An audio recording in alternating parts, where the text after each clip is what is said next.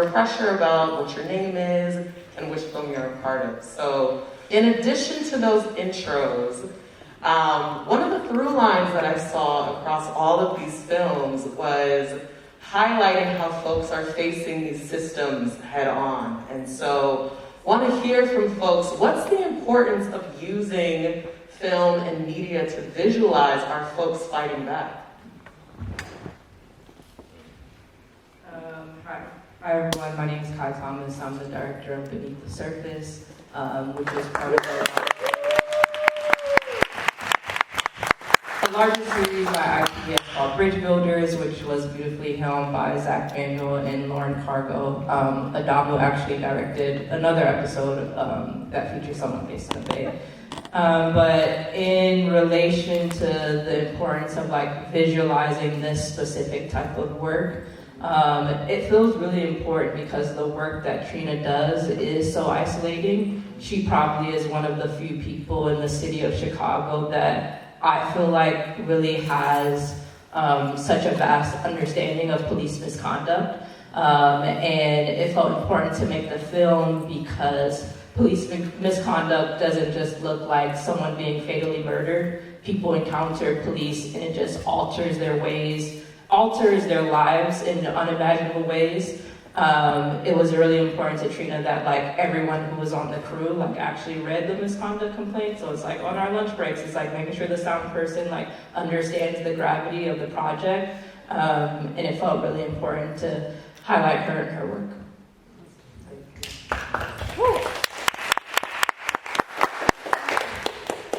So I'm Cohen Ibañez, and I'm one of the co-directors of Soul in the Garden. And in general, you know, I think that I see cameras and films as kind of magnifying machines.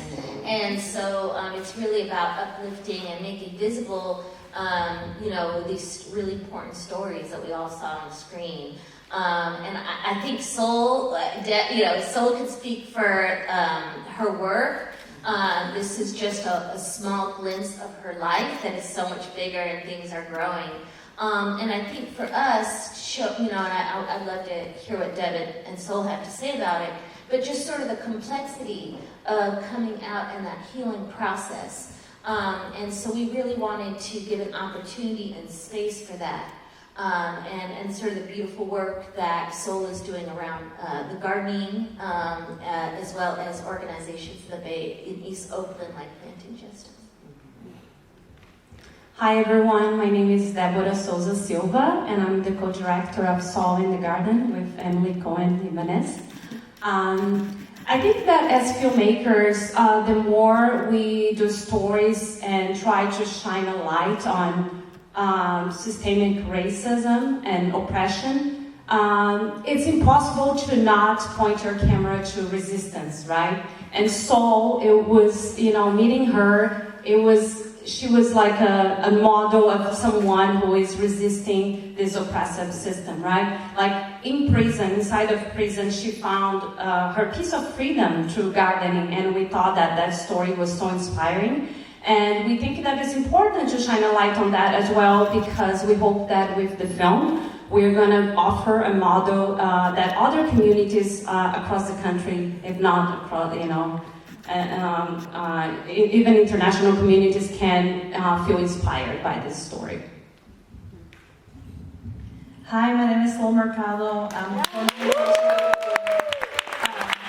16 years in prison, and I felt that those 16 years in prison, plus the years before I went to prison, that I didn't have a voice. And I felt that, you know, through filmmaking, I feel that this, you know, this particular, you know, space allows people to have a voice and to be able to speak up for those people who can't speak for themselves.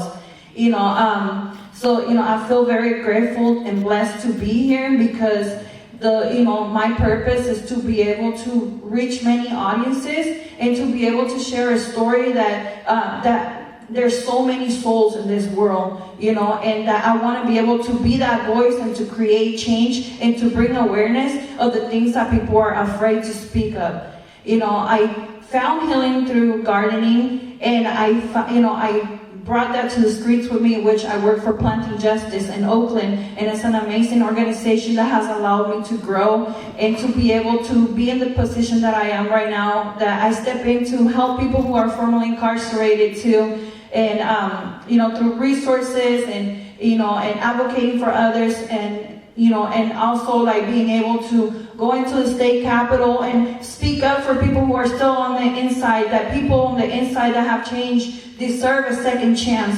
People that are going through things in there that their human rights are not being respected, and and just those things that people overlook. And because we see in the news a lot, criminals this, criminals that, but what about the people that have changed their lives?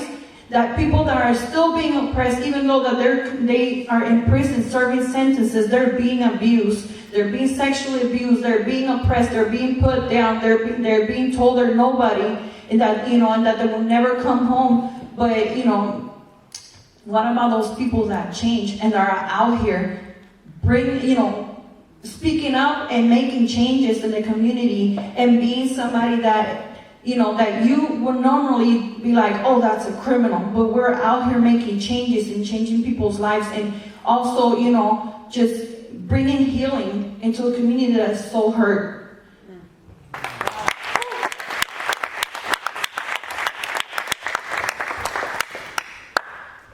Let's give it up for Cai's pants. My name is Adamu, and I'm the director of What These Walls on Hold. And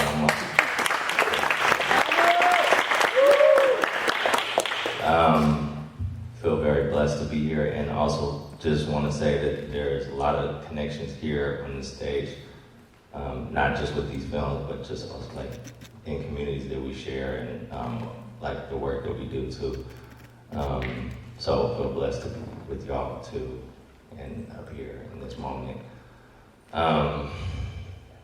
I think one of the things, there's a lot of things that I think about when I think about why film is important specifically, and why I chose it or it chose me in some ways.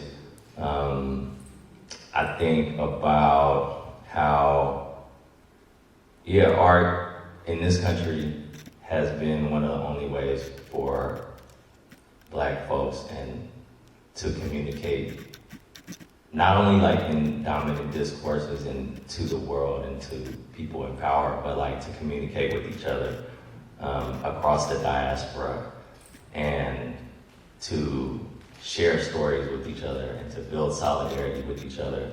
And I know when I was inside, me and Rahsaan and other folks were producing a television show that went out to all 36 prisons across California.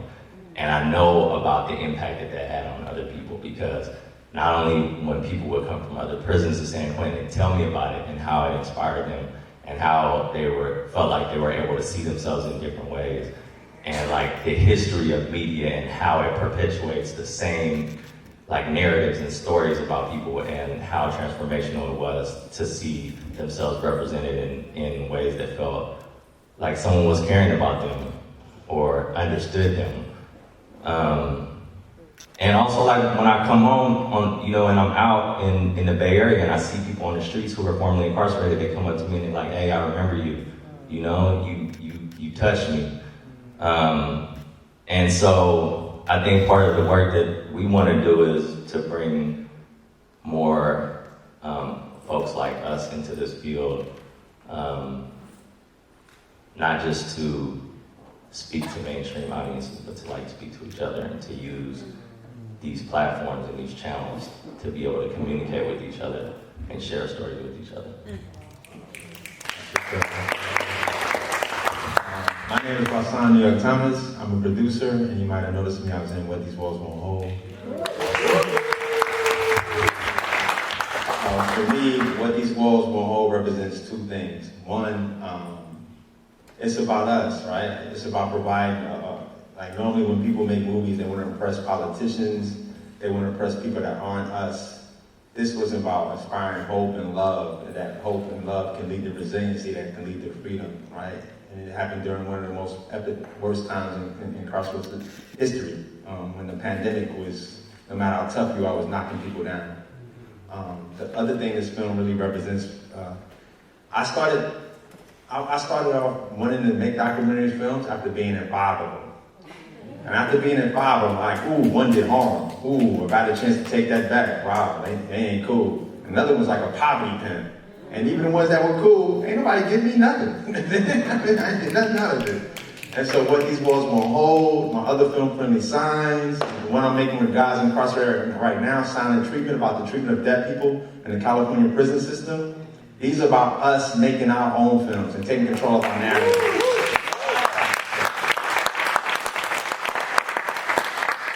And we do it differently. We make sure everybody gets paid, everybody's treated equitable, everybody's likeness is upheld. We got the nuances right. You know what I mean? The complexity's right? We got the story right. And so that's what it's about for me, taking back the narrative, make sure it's done right. And if anybody gets paid off our stories, it's us. That's right.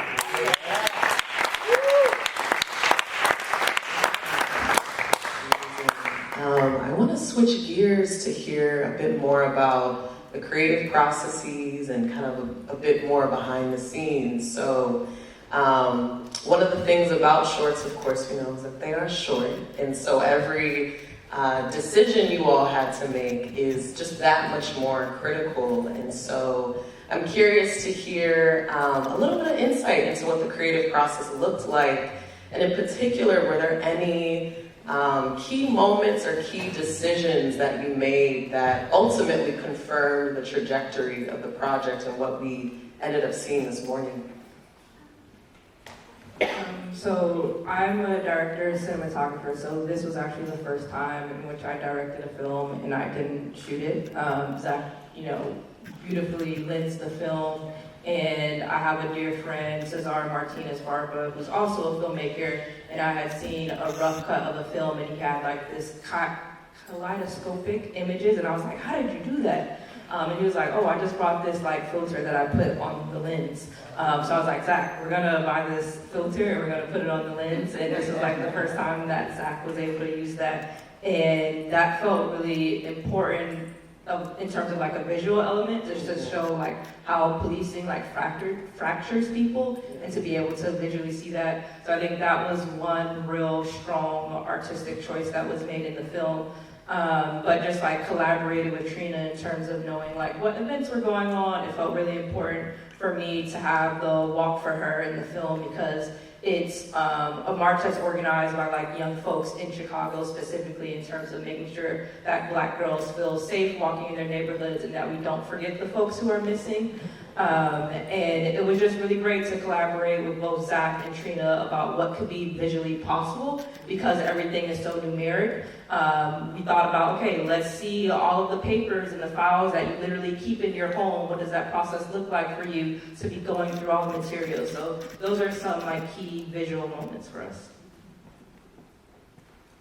Yeah, so same as Cai saying, it's like a film is always a collaboration. So, you see all the names up there. It's really, really collaborative effort. So some of the decisions I think we were thinking collectively, it was during COVID and we were trying to make a production that was safe and within the confines of that reality that affected the way we made the film.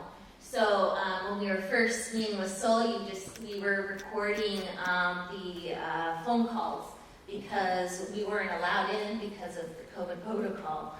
And then we thought, oh, this is so beautiful. Sol was so inspiring to us while she was incarcerated, thinking about garden design. So that was really inspiring. So taking those conversations and thinking, how will we play with the light? How will we really situate this within the garden space? And how, like, the metaphors that were already organically coming from the way that she was speaking about weeding, for example. We started with the weeding because Sol talked about like that as a part of the healing process. So we wanted to make it very connected to the life forms and the way that Sol, trying to get right, the way that she seeing the world and the metaphors that she's already employing and her self-understanding. So I think that was, something really important to us. I think the way that Deb and I work, when we work with Soul, we wanted it to be very collaborative, like with the folks behind the lens as well as the people in front of the lens. And so we did, community screenings where we got feedbacks, but then Soul had much more involvement in looking at the different cuts.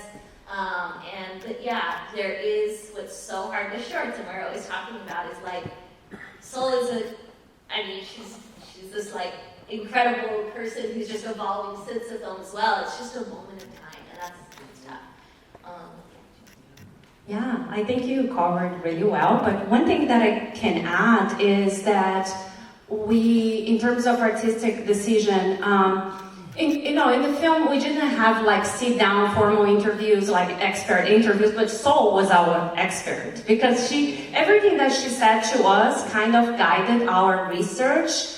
So you see some historical moments interwoven in the film. One example was like, she said that how during the time that, her freedom was taken away from her. She was in prison, but that's how in gardening, she found that moment of freedom. That's what she could connect with, and that was her piece of freedom.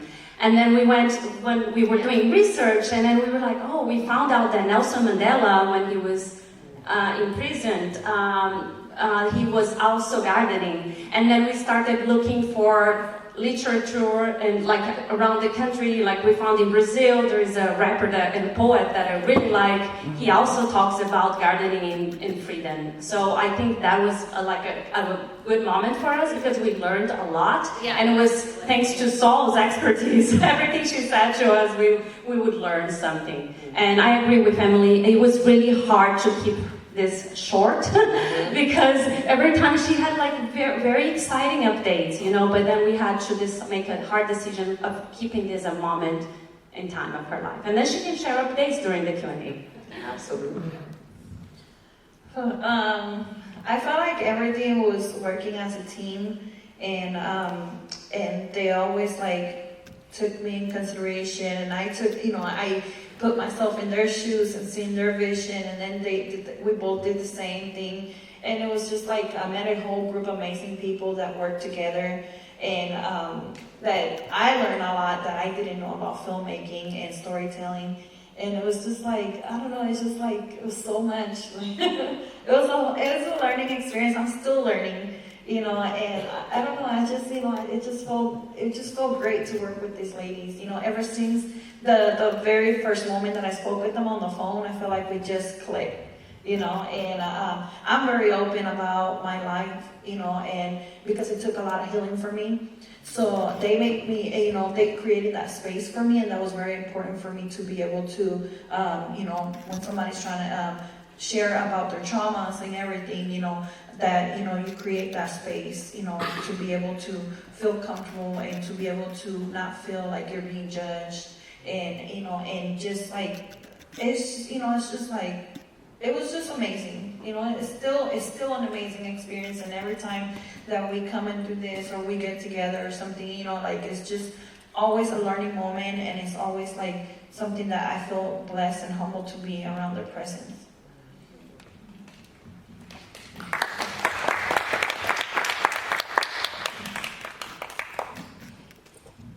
I think I got two things to say about this question. The first thing is, I'm a person that's very driven by my anger and resentments. And I'll just be transparent about that. And I think, during this time that was represented in the film, it was like part of it was like we were very angry and resentful about what was happening. Like our friends were dying inside, people were getting sick. But I also think that there was a lot of love that was being shared. Like while the rest of the world was experiencing this isolation because of the pandemic, our community was building a lot of closeness and intimacy. And I think the key to what this film became for me was figuring out who the audience was and who I was speaking to through the film.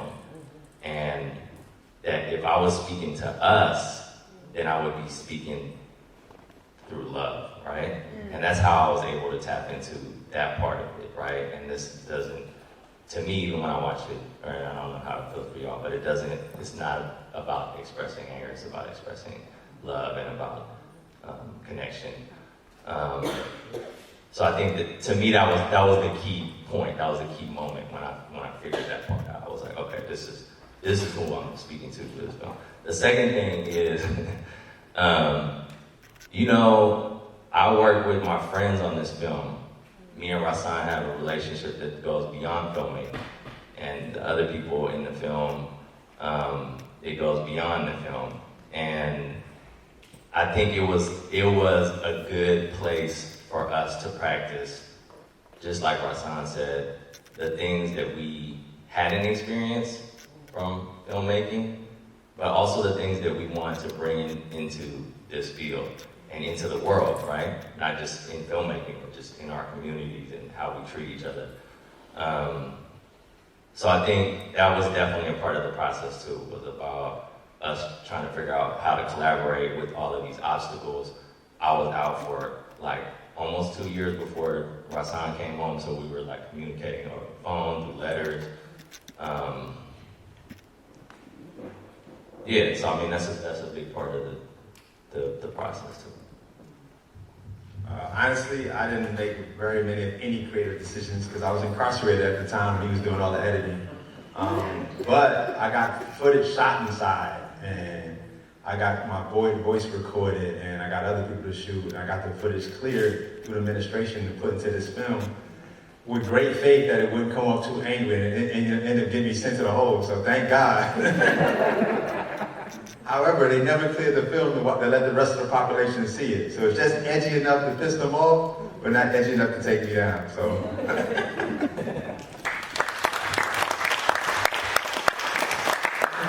One more question, then I'll see if there's time for audience Q&A. So Rahsaan, you mentioned this in your intro about the difference between when our folks are doing the filmmaking, right? There's the nuance, there's the complexity, folks are getting paid, and so it feels really important to acknowledge that there are dual strikes happening right now. There's folks in Hollywood, but across entertainment in general, who are fighting for better working conditions so that we are able to tell these stories and folks can get paid for that work. And so, in addition to that, something at MediaJustice, when we think about storytelling, is that the most impactful story has some sort of call to action. And so, I'm curious from you all, so we've all watched the films. What's ideally, in an ideal world, what's like the first thing someone would do when they walk out of this building, or what is your ideal action that someone will take now that they've seen that and feeling energized around these stories? Yeah, the two things I hope they take from what these walls won't hold is one, the power of love. And like, don't give up, like hold on to your love. That's gonna be what makes everything work out in the long run. The second thing, I think that we did, like, it's crazy. Berkeley students used to come in, graduate students, and try to teach us how to use the cameras, and then Adamu hired them when he got out. And I just love that we are capable of making films that win film festivals. Empower us. Don't give us a diversity grant for $35,000 and then give somebody an open call grant for $350,000. Equal the playing field. Empower us, but we good.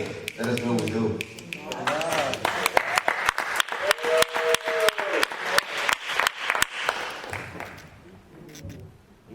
Me too? Oh yeah, everybody. I feel like there's a lot of filmmakers here, and I don't feel like I need to be the person to tell anyone to like go out and do something. I think we're all in this conversation around how we can make this space better, not only for us, but for the people that we are communicating with and people that we are working with. So I don't know what I have to offer for that. I also am sometimes skeptical about like, watch this film and then go out and do something. You know, I think if anything, build closer bonds with people who are closest to you and in your community. That's what I would say.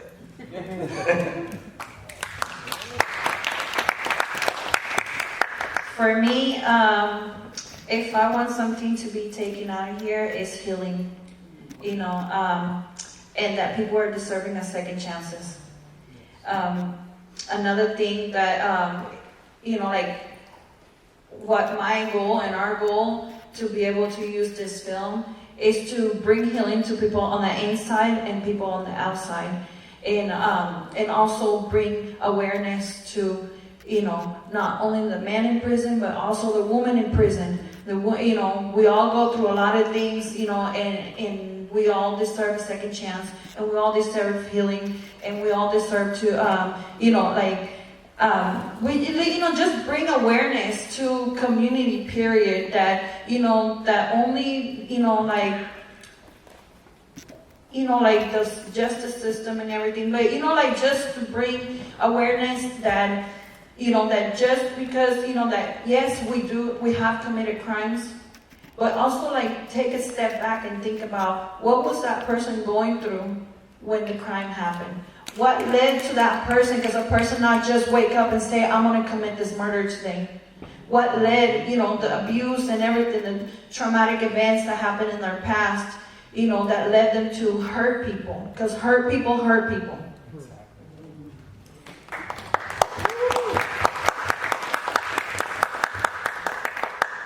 As someone who watched Saul's transformation and healing very closely over the past years since she was released, I just hope that there is more support for people coming out of prison.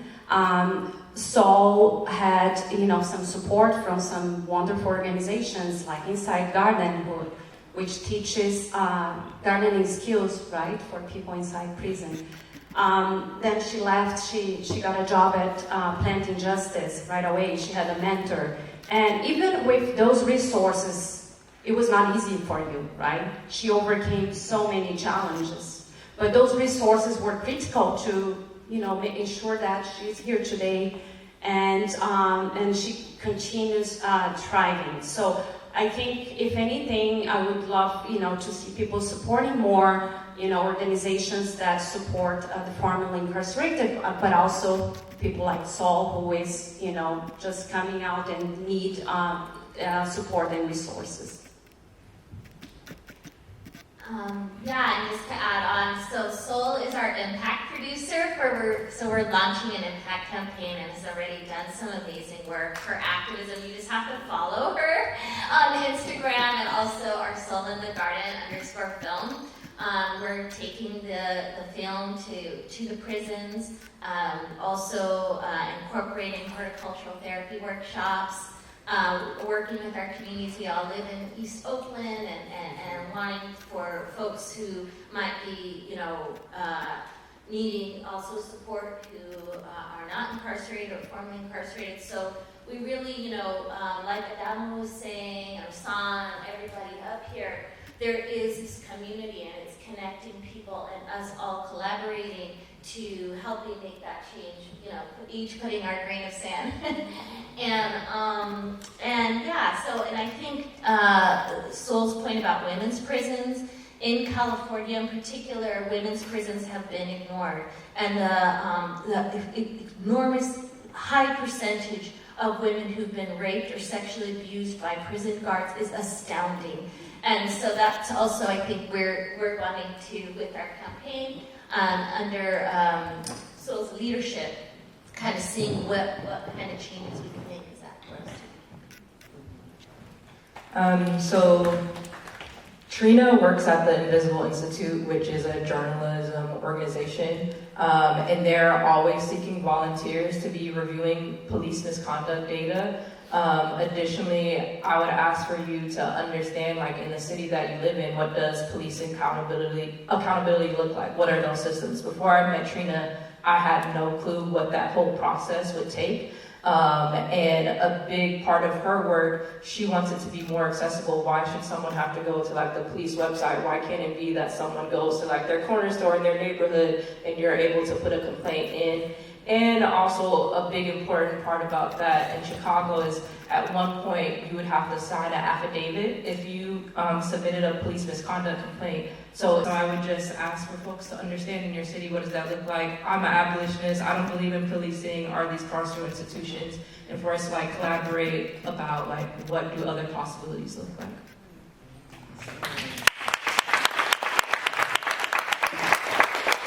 All right, so let's give another round of applause for these brilliant candidates.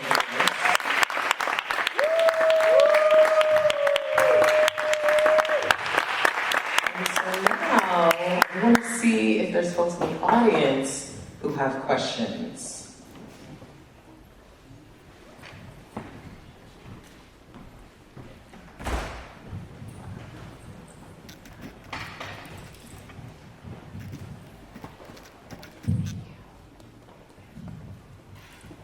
Hi, and thank you all for your brilliant work. Rahsaan, I met you earlier this year at the Logan Symposium, and seeing you here now has triggered a question about how the empire is now coming to you all based on the great work that you're doing or you started out of San Quentin. And, I know the Marshall Project is happening, and, you've got Sundance, and all these people kind of interested in the work that you're doing. Do you feel as though, or is there any conversation around how these kinds of things can be cyclical? So in other words, there was a time in the not too distant past when they were giving money to protest films. And now it seems as if this is something that the empire is focusing on, and there may be a time where the interest shifts. And so I'm wondering if your strategy, because I know you're an excellent strategist, and so if you're thinking about that, and what are ways that we can get, I know Adamu talked about getting the film to people who are incarcerated, and I'm thinking about people in the hood. So it's great that it's at BlackStar. This is a certain type of gathering, but in terms of getting it to our people, is there a way, are you able to shepherd our communities closer to the work that you're doing now that you've got the attention of the Sundances and et cetera? Yeah, as far as, question number one of our goals is to become philanthropists ourselves. We want to make a non-fiction movie and be like Scott Budden, have our hangover and have that pay for everything else. Because I'm very aware that this year, we hot. They're going to give us a bunch of money. 3 years from now, they're going to change the topic, and everything we count on is going to be gone. And so I'm actively looking for everything, an Airbnb, anything I can do with the money they give me now to cement our position and fund our own causes and our organizations. As far as getting into the hood, unfortunately, the best place to catch them is in a cell. So we're trying to get on PBS, because that goes to every prison in the nation. So, every jail. All right? We're also trying to get on tablets and stuff like that, so we can catch them. Unfortunately, a little too late, but it's a start. Also, we're starting to go around doing more and more screenings at colleges, but maybe we need to go to high school. So I'm glad you brought that up. Now you got me thinking I can go to McClemens, Oakland Tech. What are we waiting for, right? So let's go.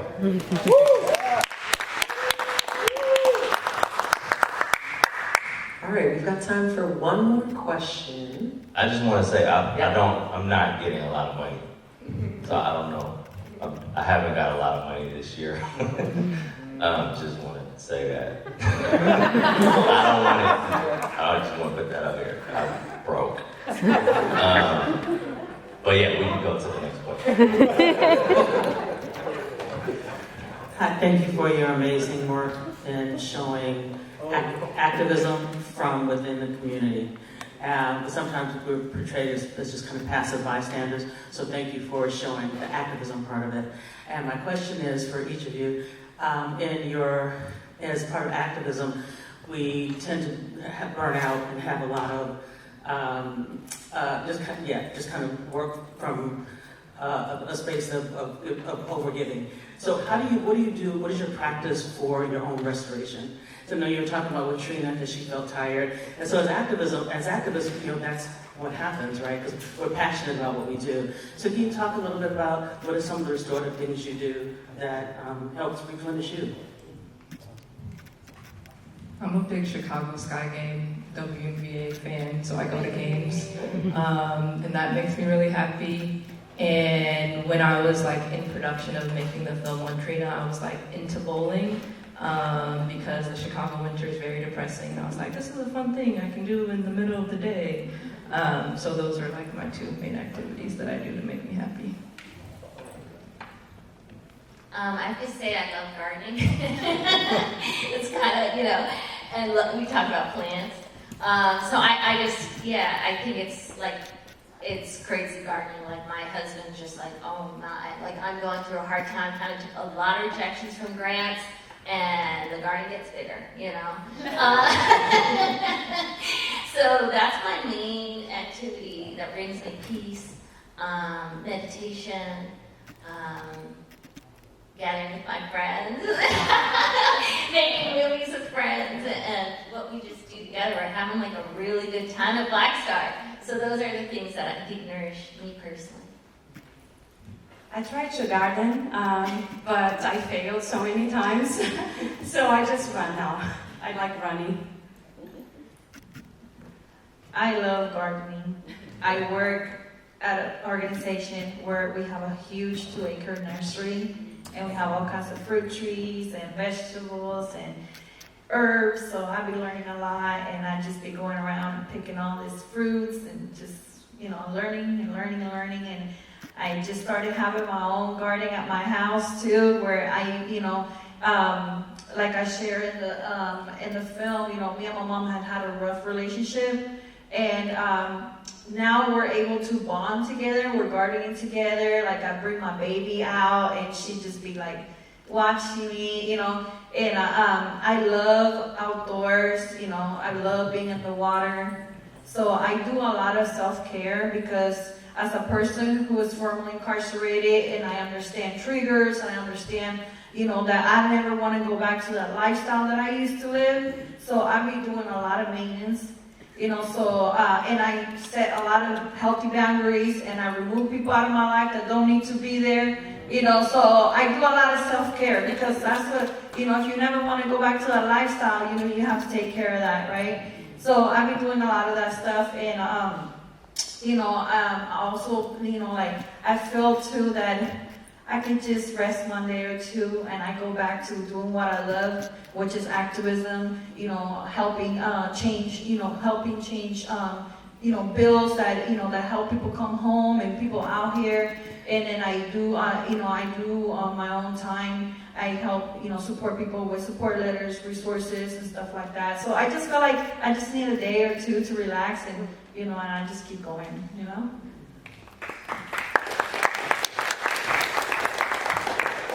I don't really have an answer to this question. I don't feel like I figured it out yet.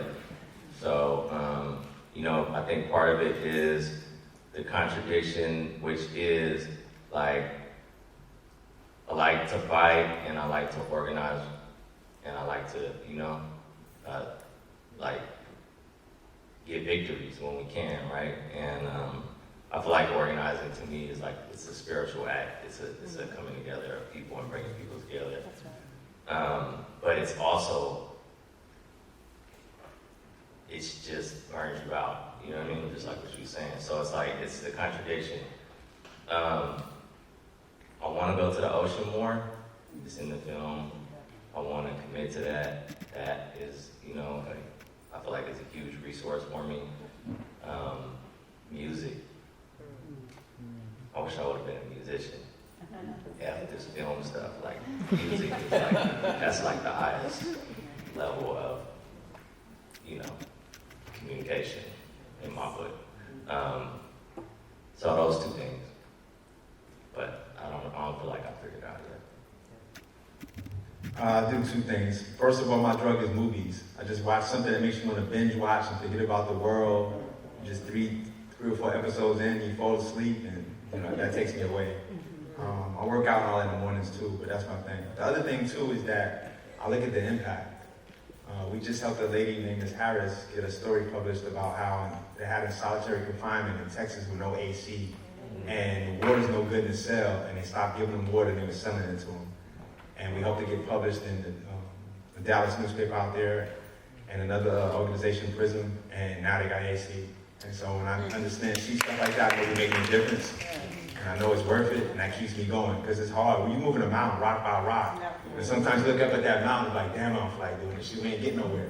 And sometimes you start to look behind you, see all the rocks. You're making progress. Let's keep moving these rocks. And sooner or later, I can come and get them bulldozers and help me, because it's hard. I think that's a beautiful question for us to end on. So I want to thank all of you so much for the brilliant stories that you are putting out in the world. They're absolutely transformational and they're so needed. And I also appreciate the ways that you all are caring for yourselves, for your communities. It's just so clear that there's so much love and resilience within your work. And so thank you so much for joining us.